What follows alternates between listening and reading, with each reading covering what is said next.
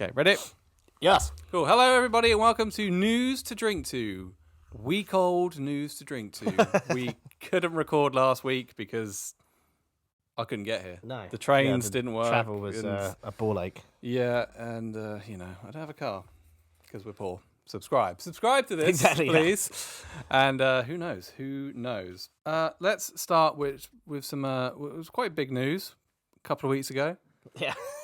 We're getting a Friday the 13th television show. We are, apparently. A prequel, which is going to be called, I believe, Camp Crystal Lake. Something like that. Yeah, or Crystal Lake. So I think it's called just Crystal Lake. Crystal Lake. So it's a Friday the 13th television show. I think we've already had this. It was American Horror Story Series 11, was it? Yeah, there was quite obvious and deliberate parallels. Yes, American Horror Story 1984 is what they called it, yeah. But then, I mean, that was just like a summer camp that was populated by ghosts of people that died there. Yes. Well, isn't that just what Crystal Lake is? Oh, yeah, I guess so. This will be streaming on Peacock, which we don't have here. Do we have a version of it? Well, we do have Peacock. We have a version of Peacock on Sky. I have it. Right. I'm not sure, like, how the same. I'm not sure if it's quite as the same as the one they've got in America, because I think the one in America is a full-on streaming service, whereas this seems to be just like it shows bits and pieces. Ah, right. Which means everyone in the UK is going to be illegally watching it. Yeah. And it's also being made by A24. Yes, which was the bit I was most interested in. I think it's the bit most people are interested in because, we've said this before, we're not really fans of that franchise. No, so there's no reason for us to be excited. But this is a bit different. Yeah. Because because it's got that A24 attached to it, and also the name Brian Fuller, who did Hannibal. Yes. Which I didn't see, actually. Hannibal, aesthetically, it's good. It is good. I think it nearly outstayed its welcome, but visually it's great. Like it's got some fantastic ideas. But for Friday the 13th fans, this is big news because they've been waiting a long old time because of legal worries. Yes. Legal issues, legal problems that are complex. Yes. It seems to have been resolved. So it all goes back to the original Friday the 13th. Was written by a guy called Victor Miller. And directed by Sean S. Cunningham. And basically, the legal battle has been between Victor Miller and Sean S. Cunningham as to who owns what rights. Yeah. And the idea is that, the name Friday the 13th, Camp Crystal Lake, and all of that is one thing.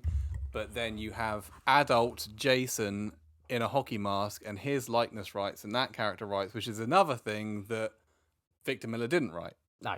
And then also you have the debate as to whether Victor Miller was actually working for Paramount at the time or whether he was an independent contractor, freelance writer. If he was a freelance writer, it's his. If he was under contract from Paramount, it's Paramount's. Yes. So that's what's been going on. And I think a judge decided that basically Victor Miller owns Friday the 13th, but he doesn't own Jason. Yeah. As we know him. Everything to do with the first movie. Yeah. So the name Friday the 13th, like the characters of like Mrs. Voorhees, and that kind of thing. But yeah, adult Jason. No. And the hockey mask. After him. Yeah, and the hockey mask, the iconic hockey mask and all that. Hence why we could have Jason X. Yes. And stuff like that, but they couldn't be called Friday the 13th Part 10. Yeah, exactly. And that's the last one we got, wasn't it? Apart from the remake, which Jason X, and was that? Oh no, Freddy versus Jason. Yeah. But again, it wouldn't be called Freddy versus Friday the 13th, would it? Because that's stupid. Nightmare on Elm Street versus Friday the 13th. That's not going to fit on my marquee. Just doesn't roll off the tongue. No. But everybody was under the assumption that Sean S. Cunningham was the sole owner of these rights. Not the case. It would turn out, as there is a guy called Bob Barsamane who owns a company called Horror Inc. Yeah. And they own it as well. Yes. So Sean S. Cunningham isn't the sole owner of these rights. He owns it in conjunction with this Horror Incorporated, and Bob Barsamane owns Horror Incorporated. Bob Barsamane and Victor Miller are both producers on this new TV series, show. Yeah. So it would seem you can have Freddy in this. Everybody who owns all of the rights to do with anything to do with Friday the 13th have come together. Are working on this show. But are they going to be sat in a meeting room across from each other like, No, hang on. There's not enough Jason in this scene. Like, well, I don't want Jason in the scene. Yeah, I want Mrs. Voorhees. Yeah. She's the big bad. No. Also, this is a prequel. Yeah. So he's Well, not... Do you remember when we did the episode and they kept mentioning about how like this guy's parents used to own, what's his name, the weird creepy dude? His parents fucking owned the cat before, and they went mad or something. It was like, that would make an interesting sort of story. So I'm assuming that's what we're gonna get. That's what we're gonna get. But then I don't know. All of the because obviously we don't know, but like because all of the articles and everything I've read have obviously included a picture of the hockey mask and stuff. Like that. But that doesn't mean that that's what we're gonna get. This is pre-Jason, or I guess when Jason died.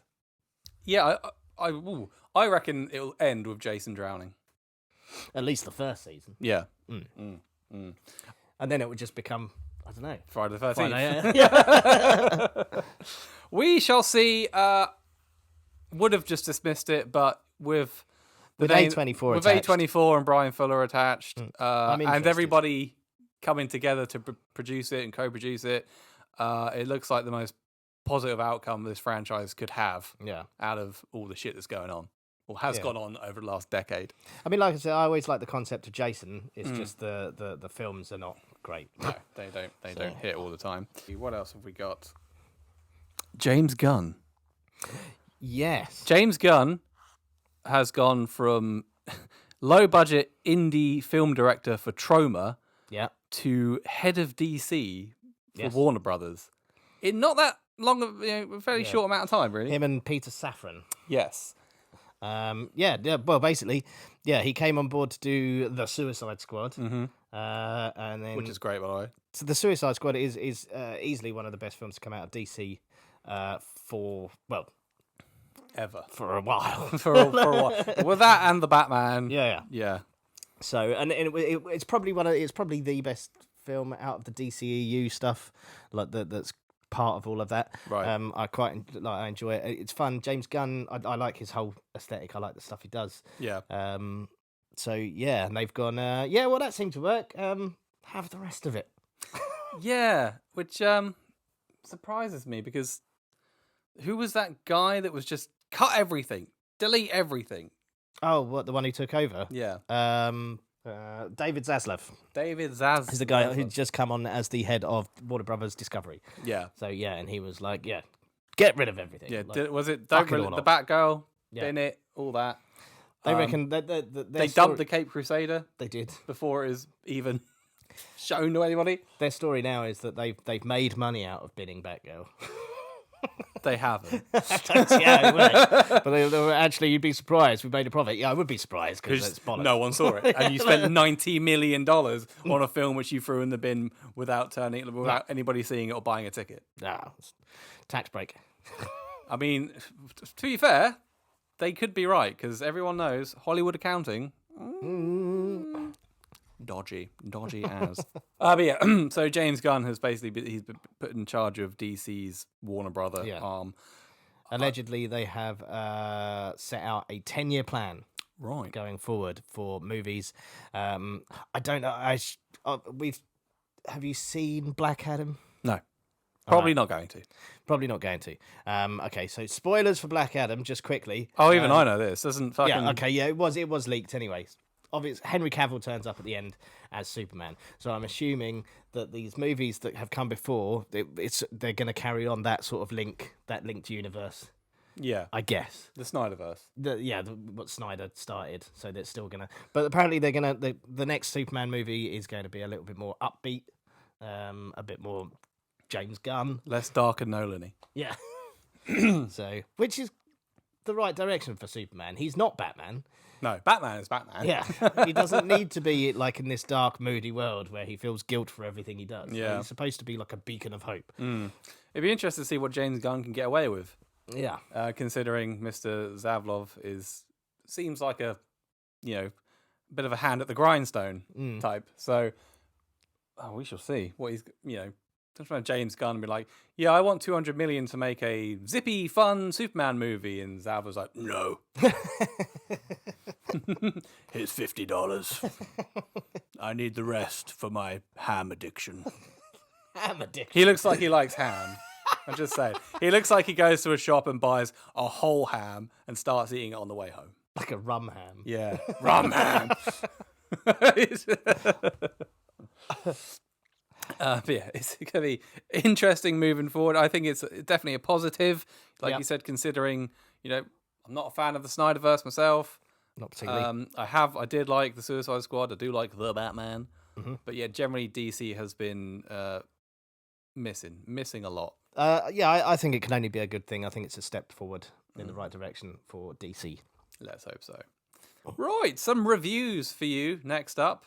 We got 2 reviews, 2 films. I'll start with Barbarian because you haven't seen it. I haven't seen it yet. I saw this, I think, just for Halloween or maybe Halloween weekend.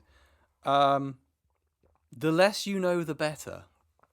Yes, I've read this. It's so not much I can say about it. It starts off with a woman going to an Airbnb that she's staying in, and there was a mix-up, and there's someone already staying there. Bill Skarsgård. And it's Bill Skarsgård. You think, well, this is in the trailer. Yes, and he's like, well, why don't we just both stay here? And she is wary and be like, as you would be. Don't know, even though you're Bill Skarsgård.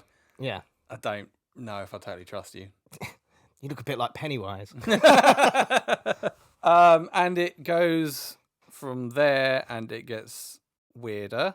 Then it sort of twists and gets weirder. Twists again and gets weirder, and then it ends. Excellent. And that is a fantastic review. There are some genuinely scary moments in it. Really? There are some actual hubba bits. A couple of scenes especially stick out. I'm here for it. Is it on streaming anywhere at all? Can you rent it? Not legally. I will keep an eye out anyway. Justin Long is in it. He is, which was a surprise to hear. Justin Long is actually quite good in it. I like Justin Long anyway. I know he does a lot of Kevin Smith stuff. I like Kevin Smith. Well, I don't like Justin Long unless he's playing an arsehole. He's really good at playing a piece of shit. He's a piece of shit in this, like he was a piece of shit in Tusk. Right. He's quite good at... I love Tusk. Yes. Yeah, he is quite good at playing a douchebag. Yeah, doesn't he play that version of himself in This Is the End? That one where there's everyone dies. He plays a complete prick in that. And he is very good at it. Yeah, surprisingly good, because as soon as he came on screen, I didn't know he was in it. Yeah. And then he appears on screen, I was like, fuck. But then as we follow his character for a bit, I was like, I hate to say it, it's kind of like when you watch Logan Paul wrestling, you're like, God, he's actually really good. Damn, I wanted to hate him, but he's actually really fucking good. It does fall down a little bit with some cliched, dumb character decisions that you get in a lot of horror movies. Right. I mean, most horror movies have this, but especially when it seems to, it sets up a character as being one way, and in the next act they're doing something stupid.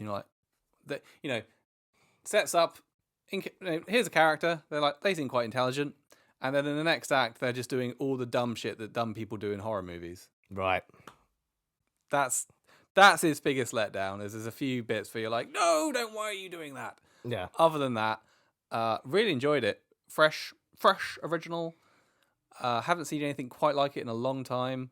Like I said, the less you know about it, the better. It just it turns on a dime, as they say. Yeah. It goes from one thing to the other really quickly. It's a bit of a head fuck, but ultimately worth it. It's a good film. I'm in. Cool. Next up, the one everyone was talking about a couple of weeks ago. Terrifier 2. I love Terrifier 2. This is obviously part 2 in the this Terrifier franchise. 3 is planned. I should say that. This is Art the Clown. He's back somehow. Doesn't matter how. He's back. Well, at the end of Terrifier, it's like, and now he's supernatural. Yes. And this, now we have the sequel. The budget of this was, I believe, somewhere in I think it was under $1 million. But this was filmed before COVID. This was filmed before COVID. This was this film. So Terrifier, really low budget, 90 minute slasher movie. Yep. Art the Clown it went wild. Yeah, it really took off. It's brilliant. Yeah, and so everybody wanted a sequel. This second one was partly funded by an Indiegogo campaign, which I contributed to, by the way, and my name is in the fucking credits, so keep an eye out for that. That's worth sticking around for. And so this film now, it's still not massive, I'm talking millions of dollars, but it's in the hundreds of thousands, budget now. And this is funded, essentially this has been made for the fans, and it gives the fans what they fucking want. Absolutely. Because there is a studio, but generally, you're sort of like, well, I'm a fucking contributor to this. I've contributed to the budget of this, and this is what I want. Yeah. There isn't, there are producers, but it's less kind of pressure from like a studio head being like, well, we'll tone that down a bit. It's like, well, hang on. They've already paid to see some fucked up shit. So we've got to show them some fucked up shit. Yeah. It is obnoxiously long. It's over 2 hours. It is, I believe, 2 hours and 20 minutes. Yeah. But it isn't boring. Doesn't outstay its welcome at all. No, it really doesn't. It flew by when I was watching it. I mean, I am a bit of a simp for this film. Like, it's like I really enjoyed the first one. I think Art the Clown is a modern horror icon. Yeah. Like, in my view, he could stand shoulder to shoulder with Freddy and Jason and Michael Myers. Yeah. Like, he's genius. And the whole B movie, practical effects, schlocky, just adds to the charm of this. Like, the practical effects, you can't knock them really. And Damien Leone, the director, that was what he started out as, and he even did a lot of the practical effects on this himself. It doesn't hold back at all in terms of gore, and I mean, minutes into the film, like, it's it basically, this film just does what the fuck it wants. Yeah, and it's refreshing to see that. It doesn't give a fuck. It's got no massive studio behind it being like, well, whoa there. It makes, even Halloween Kills look pretty fucking tame. Yep. In fact, it makes most modern horror films look pretty tame. But that isn't to say it's not torture porn. No. It's just, I can't really explain it. It's a slasher movie, but it's just with extra just fucking ramped blood. up. Yeah, basically. It's a ramped up slasher movie. A slasher movie on steroids. Yeah, it's, I mean, there is a plot. Oh yeah. I mean, it's the plot mainly serves to just move the action along and stuff. But I mean, as well, the fact that this film kind of does what it wants, it doesn't focus on trying to tie up anything to do with the plot. Really, it basically ends leaving you with loads of questions, and you're just like, you have to see the third one now. Yeah, it adds, like you said, it adds more of a supernatural elements. Yep. Into this film, but doesn't really it brings up a lot of questions and doesn't answer them. Yeah. And it makes it's like it's gone from just being a slasher movie to more the surreal slasher, more like Nightmare on Elm Street. Yeah. Where you can have that kind of, well, now that we've established that there's something not human about art. Yeah. We can now start doing whatever the fuck we want in terms of like visuals. There's dream sequences in it. Yeah. It gets totally fucking wild. There's a specific character in the film that you're never sure whether that character exists just in Art's head. Yes. But then seems to other people can see that character. It's a weird like conceit. Well, and our main characters are allegedly very important to they're linked to Art in some way. Yes. But it doesn't tell you how. No, because the whole time, like, I had my fucking ideas. Yeah. And, well, I still do. But apparently, if you want spoilers, you can listen to Damien Leone's Blu-ray commentary, or you can wait for the third one. See, I'm waiting for the third one. I'm waiting for the third one. Yeah, I'm definitely waiting for the third one. Because, like I said, it brings up a load of... We've taken him from just... Now that he's got a budget, a slightly bigger budget, yeah, he's taken this character, which he's like, okay, it's a slasher movie, here's what I can do with this money. Now I've got more money, I can do what I want with him now, probably what he's always wanted. And now you can add the supernatural elements to Art. Yeah. And start, I guess, I don't know, he's probably had the story and everything. Because apparently the character of, is it Sienna? Yes. Played by Lauren Lavera. Yep. He's had fantastic. Yeah, she is brilliant in it. He's had that character for as long as he's had Art the Clown. She was supposed to be in the first movie. Yes. Yeah.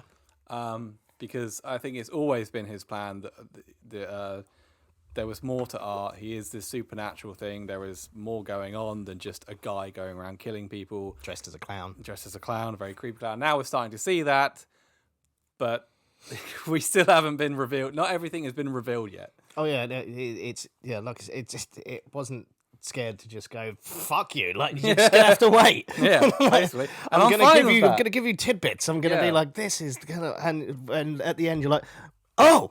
But yeah, it's also there's a tiny little, not end of credits, but the film seems to end and then it goes on to this other bit, which is fucking insane.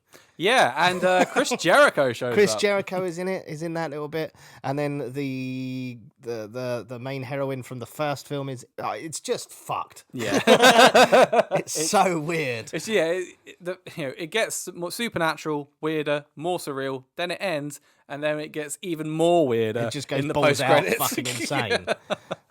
Highly recommend if you haven't seen Terrifier, you can watch the original Terrifier short on YouTube. Yeah. Then check out Terrifier 2. It's already a fantastic franchise. I hope it carries on, not forever, obviously, but I hope it definitely needs a third. Oh, definitely. We need to get this. Whatever Damien Leone's story he's had in his head for the last 10 fucking years, I want him to fulfill that on screen and get it all out. Yes. Yeah, highly recommend. That was Terrifier 2. Anything else? Or are we on to deaths? Well, I thought I'd throw in, I discovered, I sent it to you. There's that trailer for Gale. Yeah. Which is... I haven't watched the trailer yet. I saw the article and I sent it to you. So shit. But yeah, this is basically another take on the Wizard of Oz story. But it's like where Dorothy is an older woman now. With dementia. Her brain is fucked from... brain's destroyed from this traveling backwards and forwards between this other realm and real life and stuff. And of course we've got Winnie the Pooh, Blood and Honey that we talked about. Yeah. So it seems that there is a little bit of a trend at the moment of people taking things that I assume are in the public domain, Winnie the Pooh. Yeah, these fairy tales and children's stories and stuff, and making them shitty low budget horror movies. The Winnie the Pooh one looks kind of fun. Yeah, the Gale, I watched the trailer for it. It looks fucking terrible. I mean, it is a story though, in my mind, Wizard of Oz, that could lend itself to a horror element. Well, we've already got that. Return to Oz. That film's terrifying. It is terrifying. You are right. There was another one which I've already forgotten. Another old fairy tale they're making a horror movie of. Hansel and Gretel's been done a bunch of times. Yeah. But yeah, now these properties that are coming into the public domain, and people, because you don't need to, anybody can make a film about anything. Recently, The Great Gatsby came into the public domain, so 1920s slasher movie in New York. Yes, fucking please. Freddy versus The Great Gatsby. Yes.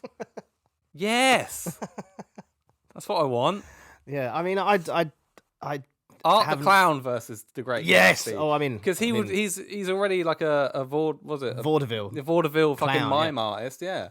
Oh, that's it. Yeah, mimes everyone to death. Yeah. Apparently, Scream 6 is going to be set in New York. Oh, good. Yeah. Ghostface takes Manhattan. We went to see that last one, and I was wildly underwhelmed. Yeah, it was pants. It was shit. So yeah, I'm not too fussed about another Scream film. I mean, yeah, I have been reading the articles, and they are trying to ramp it up. So it's gonna be way more. It's gory. gonna be good. Yeah, it's gonna be good. Yeah. This one's gonna be good. But what's her name's opted out, isn't she?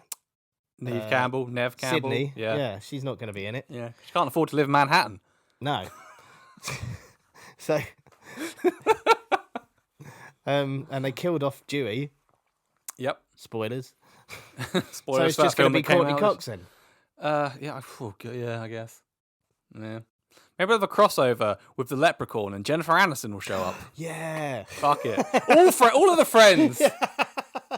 Oh yeah, Matt Perry's really popular right now. Made a fucking joke about Keanu Reeves. He went from literally everyone was like, look at him, he's doing so well, Matthew Perry. He's fought his addictions and stuff. Yeah. He was great. And then he was like, oh, Keanu Reeves a bit shit. And everyone, fuck you, Matthew Perry. I hope you die of alcoholism. God. It's weird. Yeah. You know what we could do with horror version of? What? Proper full-on horror version, Christmas Carol. Christmas Carol? It's already got ghosts in it. I mean, it is already a horror story in a way. Yeah. But every iteration of it, apart from apparently the one of Guy Pearce that the BBC made a few years back, which I cannot find anywhere. Oh, I remember. I really want to see it because apparently the BBC, I think it was 2019, made A Christmas Carol, a 3-part mini-series with Guy Pearce as Scrooge. And it's supposed to be really fucking dark. Yeah, I remember it being advertised and I never saw it. Yeah, I can't find it anywhere. I can't stream it, can't fucking find it on Blu-ray or anything. It's not an iPlayer? Nope. Yeah. Weird. Yeah. Oh, Well. But yeah, no, you're right. That would definitely lend itself to that. All right, dead people. Dead people. Who's dead? Well, of course, we haven't recorded for a couple of weeks. So we had Leslie Jordan. Ah, damn. Passed away. Yeah. Car accident, wasn't it? It was a car accident. Yeah. Which is a American shame. Horror Story alumni. Yeah. And of course, Instagram sensation. Yeah. Daddy, watch me. Daddy, watch me twirl. Yeah, you did. He was also in one of the Friday the 13th. He was in Jason Goes to Hell, the final Friday. Shit, have I? No, haven't seen it. Well, we're going to end up doing that at some point. Yeah. We did say we do all So we do them all. The Help. And he was also in The Last Sharknado, It's About Time. Well, what a legacy. I'd be proud of But that. he's been in films and TV for Decades. Decades. And, yeah, all-round entertainer. Yeah. So, yeah, tragic. Mm. And then, of course, just yesterday, Kevin Conroy. Damn. The voice of Batman. The definitive voice of Batman for most people alive today. Yeah. If you were a kid in like the mid to late 90s, early 2000s, you were definitely watching Batman the Animated Series. Yeah, it's still one of my favorite shows. I fucking love it. And of course, carried on voicing Batman in not all, but a lot of animated stuff. As Mask well of as the Phantasm. Yep, as well as the Arkham games, which are fucking superb games. And passed away yesterday at the age of 66. Yes. Which is no age. No, it's not. I didn't. Do you know why? I haven't read anything that said. I mean, it only happened yesterday. Oh, I think I saw somewhere he had cancer. Oh, really? I mean, if you do look at pictures of him from a while back, couple of years onwards. The last couple of years, he did seem to lose a lot of weight. Yeah. Stuff. He did finally get to play a live action version of Bruce Wayne as well. Yes. In what was it? Batwoman. Batwoman, which everyone unfortunately. hated. Yeah, well. So. But yeah, he was Batman. He's the best person to ever play Batman. Will be remembered. We managed to have a Batman voice that wasn't like I'm Batman. So like it was. Yeah, that was because it's his natural voice, and that whole Batman has one voice, Bruce Wayne has another voice. That was his idea originally. He started that with the animated series, and it's perfect casting. And yeah, just whenever you think of Batman, like if you read a Batman comic, that's the voice I hear in my head. Yeah. It's complete. It's iconic, and yeah, it's real. Did you know he's gay? I did not. Yeah, he was gay. I only found out this morning. I had no idea. Not that it matters, but no. Just an interesting point. I didn't know he was gay. Because he wrote something for DC, like a LGBTQ all right, something for DC. I'm not sure exactly. He wrote something. And I think it was a couple of years ago. And that's when most fans found out he was gay. Yeah. They're like, oh, we didn't know. I don't think it was a secret, but people just didn't know. So. Yeah. There was no reason for him to come out and be like, by the way, I like penis. Yeah. Bad dick. But really, sad. So only 66, and real shame. And the Arkham games are I'm going to replay all the Arkham games, possibly on Twitch if you're interested in. If I ever figure that out, but they're great. They're really replayable as well. Plus, we're not going to get another Arkham game. Well, no, not with. I know anyway. Arkham Origins didn't have him, but there won't be another. We've got that Arkham Knights which has just come out, but Batman's not in it. Well, apparently it's completely different. Like, there's no the Different combat studio. is different. Yeah, like, oh, really? Yeah, it's right. not really like one of the Arkham games. Like, Oh. it's made by the same people, and they've taken everything that No, it people wasn't. really. It was. Is it not? I No, thought it was no, made by no. the same people. No, Rocksteady made the three. So Arkham Asylum, City, and Night were made by Rocksteady Studios. Right. Their next project is Kill the Suicide Squad. Right. It was a different company that made Arkham Origins, which is the prequel, which isn't a bad game. Yeah. It could do with a fucking remaster though. They're the ones that have made this Arkham Knight. I was going to say, because it looks similar. Arkham Knight. Arkham Knights. Whatever it's called, yeah. Yeah, which doesn't have Batman in it anyway. Because he dies at the end of Arkham Knight. Allegedly. Supposedly. Who knows. Right. That's it. Then, I guess. That's that. For the news, some good news, some bad news. Tis what it is, people. Don't forget to subscribe, and we'll see you next time. Yes. Thank you. Ta-da.